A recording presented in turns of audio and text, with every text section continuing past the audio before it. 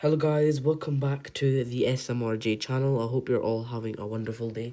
I think I think most of you have probably seen that this video has obviously been postponed by a day just because I couldn't manage to do it. I was quite busy yesterday, so the video was postponed, and you should be seeing this video sometime around 5 to half 6 p.m. Not GMT anymore since the clocks went forward. So it's not the Greenwich Mean Time, it's the British summertime. So in my posts, I'll be referring it to as BST, which is the new time zone that the UK changed to today on the 29th of March.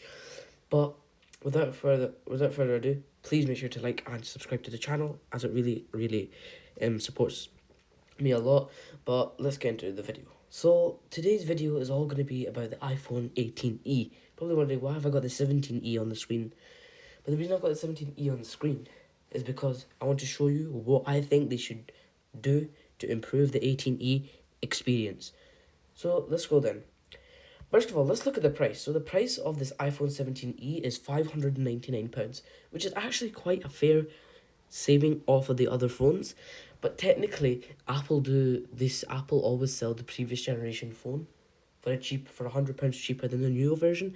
For example, the iPhone 16's $699, and then the iPhone 17 $799. But if you've got an extra bit of cash, in all honesty, I would just push for the more expensive phone. But this is for a phone that, like, okay, you've got the cash, but you don't care about two cameras. You care about one camera. You don't care about 120 hertz ProMotion technology. This phone is for those people that want that kind of experience. I think keeping the price the same would honestly be just the perfect thing to do. Obviously, yeah, for the chip though, obviously they would need to change it to the new and improved A20 chip. And obviously it'll still do 4K streaming and that, but there could be a chance that they might do 120 hertz. I'm not too sure. I think keep 60 hertz for now, but make sure obviously the A20 chip. Apple Intelligence, yes, obviously. The camera. Keep a single camera, keep 48 megapixel fusion, and I think that's fine. And then increase the MagSafe. Apparently the MagSafe capacity is only 15 watts. I think increase that to 20 to 25 watts to make it a bit faster and better. And durables, yeah. Obviously, the ceramic shield, and that's fine.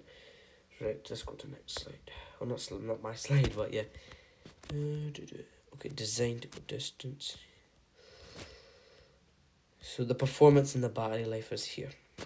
So yeah, it uses the C1X modem, the 17E. They probably will change that obviously in the actual 18E, but yeah, it's the C1X modem was 2 times faster than the C1 modem in the iPhone 16e, and the battery life in the C17e is up to 26 hours. I think they'll probably increase that to maybe 28 hours, but the battery life is really good anyway, so I don't think an improvement was necessary. But yeah, up to 50% charge in just 30 minutes with a 20-watt power adapter or higher.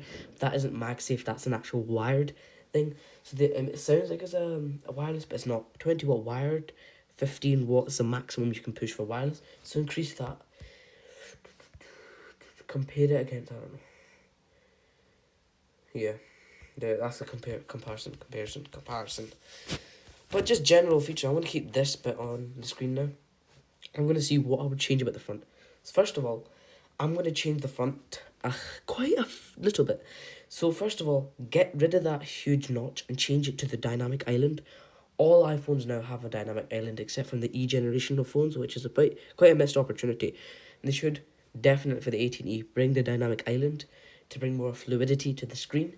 Also, make the screen size bigger, reduce the bezels, because the bezels are quite thick. And this is only if Apple really cares about the customers. They would put in the camera control button. But for me, the most important things on the front of the screen are reduced bezels and dynamic island. I don't really care about camera control. That's what I'd change about the front screen. And what else would I change? iOS, obviously, 26 is obviously the thing here. So this is the comparison one.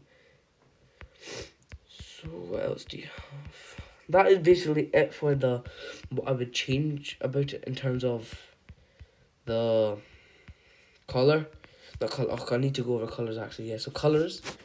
So they went for rose pink. They should probably go for like a kind of blue style for the next one, just to keep it a bit, just to keep it changed, a lot different. But then here you go. You can see it.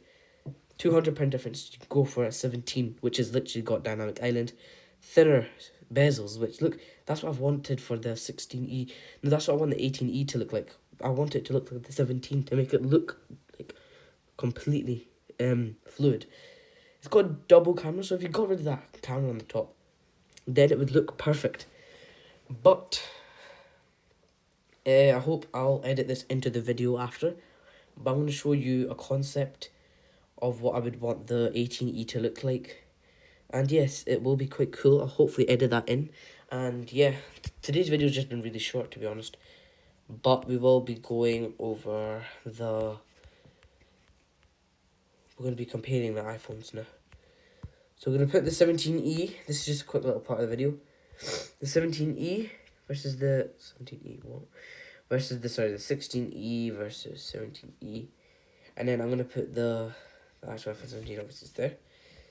And then just think of it. Look on the... Yeah, this is where we need to just have a look. The middle phone, ignore that. No, the middle phone's going to be the 17E. Ignore the phone on the left. So, the thing that I think they need to do, keep the screen size the same, but add the option for dynamic island, add the option for an always on display. Don't need promotion technology. Camera control not needed, like I said. The chip, obviously, will be increased. It'll be, people usually refer to it as a binned chip, which means it's less powerful for the GPU, as you can see here, because both the 17 and 17E both have the A19 chips, but the 17 has a 5-core GPU, but the neural accelerators, but the 17E only has a 4-core GPU, but it's also got neural accelerators. I think increase, maybe give it like the same kind of level, but I don't mind a binned chip as long as the phone is good. Battery life is fine. Front camera, so the front camera, to be honest, I think all iPhones should have a center stage feature. So the 17E should have a center stage feature, but if it doesn't matter. It's a budget phone. It's not meant to have everything. Cameras, I think, perfect. Optical zooms are fine. Apple Intelligence, fine. Yeah. Increase the MagSafe wireless charging up to 15 watts. Do it up to 20 watts. Make it a bit quicker just so you can get your phone charged up faster. The storage options are perfect. What else? The weight is actually good as well. It's actually lighter than the 17. Keep the weight the same. Maybe make it a little bit thinner. It's already got IP68 anyway, so it's perfect. Just maybe, yeah. So yeah, I think that's all that there is to change. I will include a photo at the end going over the video. But yeah, and with like notes on the side to see what I would change if you guys forget. So yeah, make sure you like and subscribe to today's video. I hope you enjoyed it. Thank you.